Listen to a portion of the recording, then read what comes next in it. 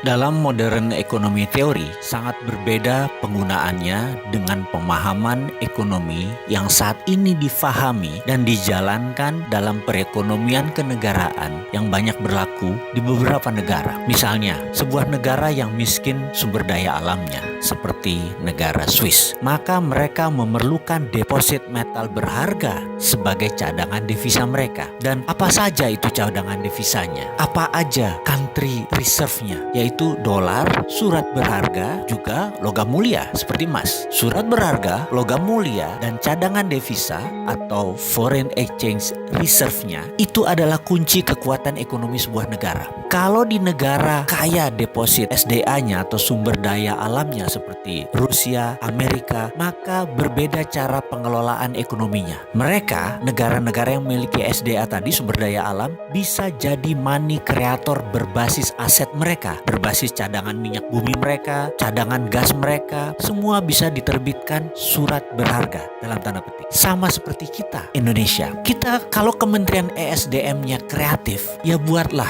reserve issuer atau penerbit kekayaan negara berbasis minerba. Kita kan punya SKK Migas, Satuan Kerja Khusus untuk Migas. Itu adalah BUMNK sebenarnya. Paham kan? BUMNK, Badan Usaha Milik Negara Khusus. Seperti zamannya Pak Ibnu Sutowo dulu. Kalau lupa nanti saya jelaskan di chapter yang lain. Mengapa kita ke depan tidak buat SKK Minerba, Satuan Kerja Khusus Minerba, atau bentuk lain dari Badan Usaha Milik Negara Khusus Minerba, mineral dan batu bara. Cara kerjanya adalah tugas pertama mereka adalah menghitung aset negara berbasis mineral batu bara tadi dan menerbitkan surat berharga. Nanti siapa yang beli surat berharganya? Ya negara Indonesia sendiri, Kementerian Keuangannya. Itu semua adalah untuk fondasi underlying money creation. Setelah Bappenas menciptakan proyek berlapis ini, sekali lagi kuncinya. Badan yang nanti akan berperan penting di atas Bappenas adalah Sesdalobang, Sekretaris Pengendalian dan Pengelolaan Pembangunan, langsung di bawah Presiden, semacam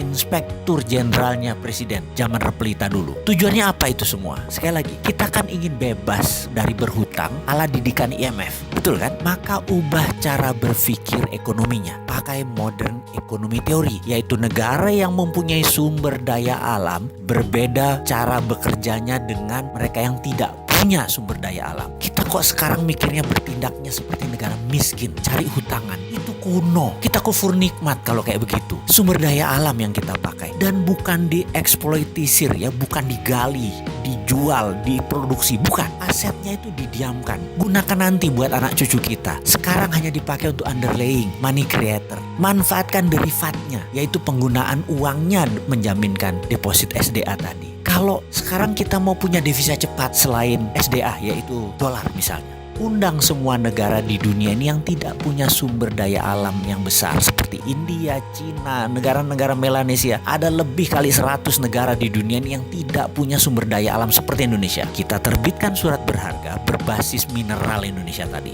Jangan sebut nilainya, sebut saja jumlahnya. Lalu katakan mereka akan membeli 5%-nya atau senilai 200 billion dolar. Bisa saja, ya kita kasih suratnya, dan surat itu sama mereka nanti diapakan. Secara praktek modern economy theory, itu untuk underlying money creation di negara mereka tersendiri. Terserah mereka mau cetak 10 kali lipat, 100 kali lipat, toh tidak akan diambil aset tersebut, di mana mungkin 100 tahun ke depan nilainya ya juga naik 100 kali. Kita sepakat, misalnya yang 20% aset nasional kita tadi, kita jual ke negara lain. Itu namanya sovereign wealth fund versi modern economy theory. Amerika itu pakai sistem ini. Buktinya mereka tidak pernah tuh sedot atau gali tambang mineral mereka, minyak mereka nggak pernah tuh. Paling-paling hanya 20% hanya untuk ekonomi mutar. Lalu misalnya lagi, apa yang Pak Karno lakukan di tahun 1955? Yaitu akan memanfaatkan mineral ini untuk kekuatan ekonomi. Yuk ulangi lagi. Namun sekarang caranya lebih elegan. Dunia tuh butuh Indonesia. Dunia sudah tidak butuh negara yang suka perang seperti Amerika. Negara juga tidak butuh negara Cina yang menjual utang ke negara lain. Jadi masa depan adalah era bergandengan tangan, era kolaborasi, dan Indonesia punya yang